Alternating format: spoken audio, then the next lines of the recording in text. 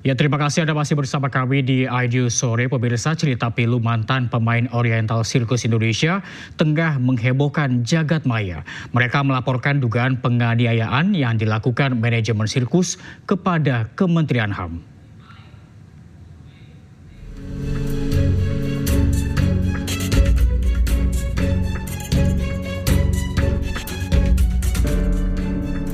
Sejumlah foto pemain sirkus Oriental Indonesia yang diambil sekitar tahun 70-an hingga tahun 80-an saat ini beredar di masyarakat.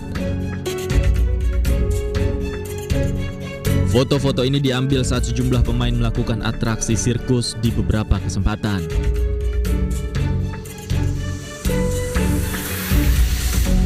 Ada juga sebuah foto yang bertuliskan curahan hati salah satu pemainnya yang jatuh saat atraksi dan sempat tidak sadarkan diri selama beberapa jam. Itu saya main terapis akrobatik di udara itu, saya jatuh pada saat siung. Ternyata saya patah tulang belakang. Saya tidak meminta disetrumin, Pak. Di badan saya, kalau saya disetrumin sampai saya jatuh lemes. Akhirnya dipasung, Pak, selama 2 minggu. Sebelumnya, kisah pilu diceritakan oleh sejumlah mantan pemain Oriental Circus Indonesia Taman Safari saat bertemu dengan Wakil Menteri HAM Mugianto di kantor Kementerian HAM. Salah satunya adalah Ida. Ia bergabung dengan Oriental Circus Indonesia karena dibawa orang tuanya sejak usia 5 tahun pada tahun 1976. Ida bercerita, dirinya kerap disiksa dan dipukul dalam latihan akrobatik hingga akhirnya mengalami patah tulang belakang. Seperti dipukulin gitu, dipukulin kalau ada salah apa sedikit dipukul gitu. Tahun 76 itu Ibu Ida umur berapa? Sekitar 5 tahun, sekitar kurang lebih. Nah, terus pada tahun 89 akhir, pada saat itu saya main terapis akrobatik di udara itu, saya jatuh pada saat siung tahun 89. Nah, setelah saya jatuh itu, saya nggak langsung dibawa ke rumah sakit. Jadi saya masih istilahnya cuma dirawat di dalam, cukup lama lah di situ saya dirawat. Karena mereka juga nggak tahu saya kenapa, pokoknya intinya saya cuma dibantu dipijit sama teman gitu ya. Jadi sementara itu melalui Wakil Menteri HAM, pihaknya akan koordinasi dengan pihak terkait yang diduga terlibat dalam tindak kekerasan. Statement langsung dari mereka yang menjadi korban dari peristiwa kekerasan yang bisa jadi peristiwa pelanggaran hak asasi manusia.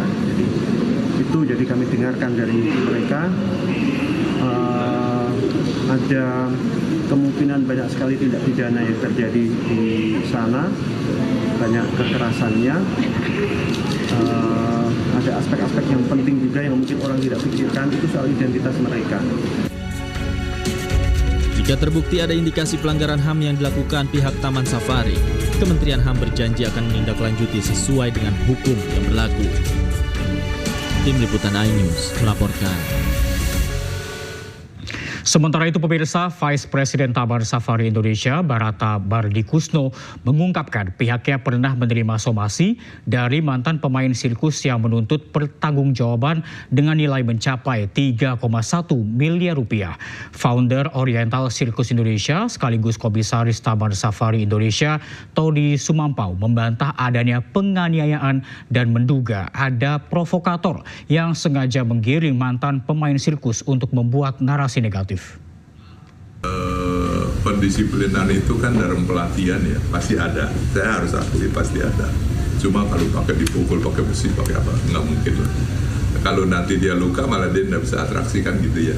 Justru kita bisa lihat dari foto-foto mereka kan tidak ada rasa tertekan gitu ya. Tidak ada rasa tertekan dan mereka sangat-sangat happy gitu. Itu satu. Nah, kedua berkaitan dengan apa tadi yang disebut penyiksaan itu ya, itu kan hanya membuat sensasi supaya yang dengar wah serius gitu ya. Kalau benar-benar apakah benar seperti itu ya, itu juga kan sangat tidak masuk di akal gitu ya perbuatan itu. Meminta mereka untuk terisolasi dari dunia luar itu gimana Pak? Di sirkus nggak mungkin lah ya. Sirkus kan pagarnya cuma 1 meter gitu ya. Bagaimana isolasi? Nggak bisa juga. Kan sirkus itu bebas ya.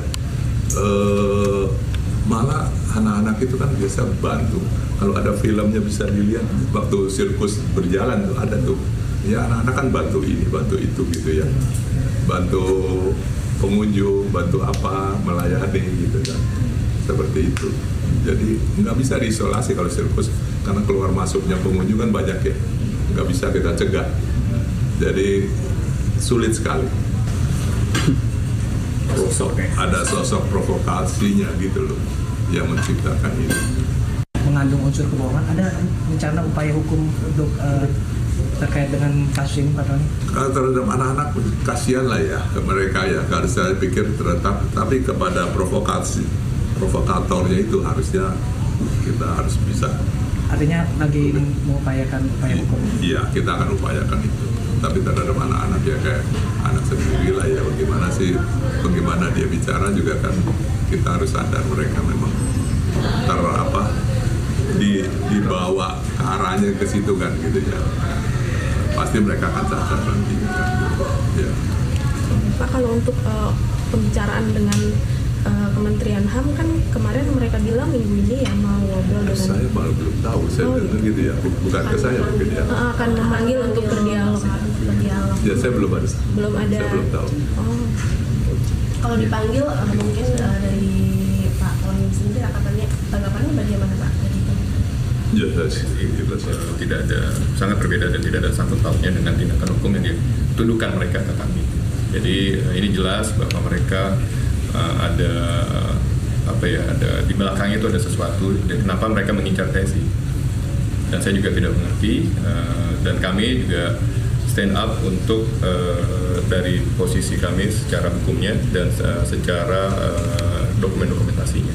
Kita dilayangkan somasi oleh Saran Law Office itu pengacara dari termasuk tadi ada Bu Ida, Bu Butet sama Bu Vivi dan tiga orang lainnya. Itu mereka meminta masing-masing 300 juta. Untuk Bu Ida, khusus Bu Ida mereka meminta 1 M. Jadi in total itu kurang lebih 3,1 M. Dan mereka melayangkan somasi itu ada 2 kali. Satu itu bulan Oktober bersamaan tapi dipisah. Lalu tanggal 31 Oktober tahun 2024 tahun yang sama mereka bergabung untuk in total itu 3,1. Nah untuk jumlahnya sendiri itu mereka meminta 5 hari untuk kita membayar. Tapi kan kita sudah menjelaskan, kita menjawab bahwa orang-orang ini tidak terdaftar di TSI. Kita tidak ada sangkut pautnya dengan